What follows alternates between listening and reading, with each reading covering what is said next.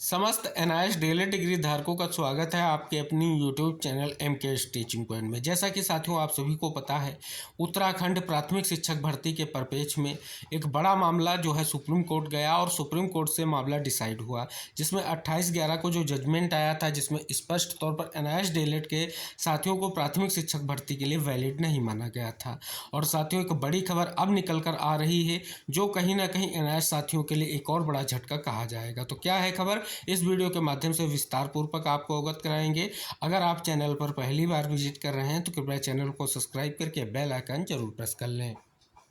जी हाँ साथियों, आप सभी के सामने वो महत्वपूर्ण खबर है जिसमें सारी चीज़ें इंगित की गई हैं और विशेष तौर पर एनआईएस डीएलएड साथियों के लिए एक बड़ा निष्कर्ष निकल कर आ रहा है। साथियों लिखा गया है, प्रदेश में 3253 शिक्षकों की भर्ती का रास्ता साफ, प्राथमिक विद्यालयों में भर्ती के लिए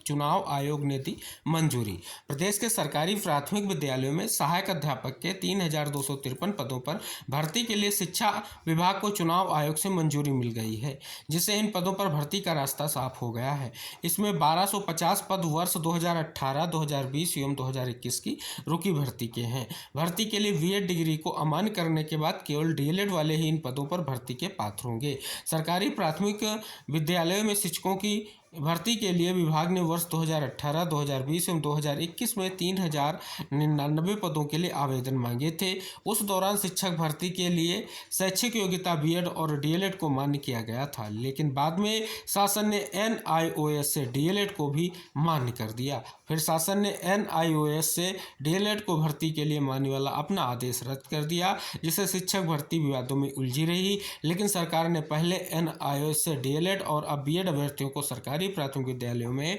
सहायक अध्यापक के पदों पर भर्ती के लिए अमान्य कर दिया है। बीएड अभ्यर्थियों को भर्ती से बाहर करने के लिए उत्तराखंड राजकीय प्राथमिक शिक्षा यानी अध्यापक संशोधन सेवा नियमावली 2012 में संशोधन किया गया है। तो साथियों देख सकते हैं एक बड़ी खबर निकलकर सामने आ रही है। अब पूर्णतः देखेंगे तो स्पष्ट तौर पर एनआईएस डीएलएड भी कहीं ना कहीं भर्ती से बाहर हो चुका है, जो आप सभी को इस खबर के माध्यम से स्पष्ट हो रहा है। और साथियों आप सभी को पता है यही की जो आपकी महत्वपूर्ण शिक्षक भर्ती थी, यानी इसी राज्य की, जिसके परिप्रेक्ष्य में महत्वपूर्ण मामला जो आपका सुप्रीम कोर्ट गया था, जिसमें एक बड़ा फैसला 28/11 को देखने को मिला था, जिसमें स्पष्ट तौर पर सुप्रीम कोर्ट ने कहीं ना कहीं स्पष्ट तौर पर जो हाई कोर्ट के आदेश थे, जिनके बिहाफ पर जो है एनआईएस डीएलएड अभ्यर्थियों को प्राथमिक शिक्षक भर्ती में मौका दिया गया था, उन पर कहीं ना कहीं सवालिया निशान लगा दिया था। और 18 माह और 24 माह के डिप्लोमा को स्वयं कैसे हो, इसको लेकर के कहीं ना कहीं स्पष्ट तौर पर एक बड़ा फैसला दिया था। हालांकि साथियों उस परिप्रेक्ष्य में आप सभी को पता है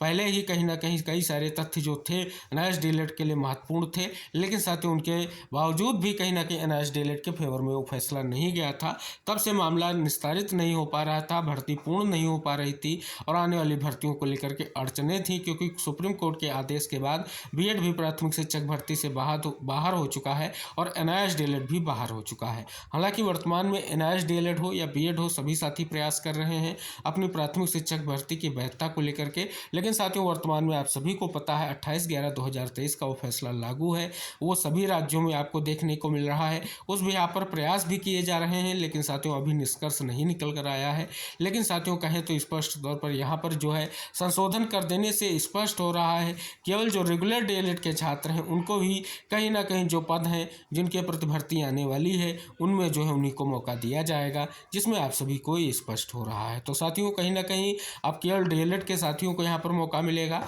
लेकिन साथियों आगे क्या निष्कर्ष रहेगा, क्योंकि सभी प्रयासरत हैं, एनआईएस डीएलएड के भी हमारे साथी प्रयासरत हैं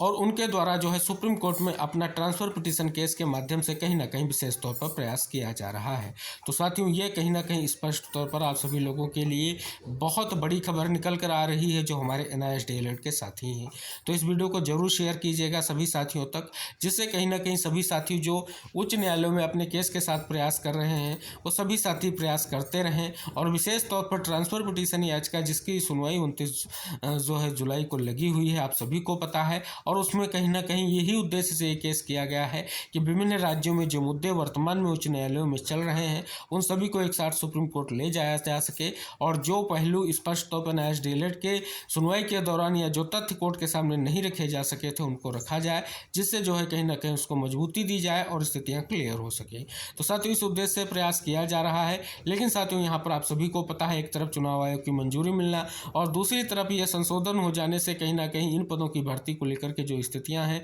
वो बिल्कुल क्लियर है कि क्या आगे स्पष्ट तौर पर न्यायाधीश डीएलएड के साथियों को मौका मिलेगा। तो साथियों जब तक सुप्रीम कोर्ट का कोई निर्देश नहीं आएगा तब तक किसी भी तरीके से प्राथमिक शिक्षक भर्ती में मौका मिल पाना बहुत बड़ी चुनौती है, क्योंकि साथियों जो मामला डिसाइड हुआ है न्यायाधीश डीएलएड का आप सभी को पता है इसी राज्य का है और यहीं की प्राथमिक शिक्षक भर्ती के परिप्रेक्ष्य में, तो सीधे तौर पर उस फैसले का असर यहाँ की प्राथमिक शिक्षक भर्ती पर होगा। क्योंकि साथियों जब तक सुप्रीम कोर्ट दोबारा कहीं ना कहीं स्पष्ट तौर पर उस आदेश को लेकर के स्थिति नहीं क्लियर करेगा तब तक कुछ भी होना स्वाभाविक नहीं है, और इसके लिए आप सभी को प्रयास करना होगा, जो वर्तमान में कहीं ना कहीं किया भी जा रहा है ट्रांसफर पिटीशन के बिहाफ पर। तो साथियों विशेष खबर है, इस विशेष खबर को सभी साथियों तक शेयर जरूर करें, और जो साथी चैनल पर पहली बार विजिट कर रहे हैं तो कृपया चैनल को जरूर सब्सक्राइब करें, जिससे सारी महत्वपूर्ण जानकारियां आपको आसानी से प्राप्त होती रहे। मिलते हैं नेक्स्ट अपडेट के साथ, तब तक के लिए बाय बाय, टेक केयर साथियों।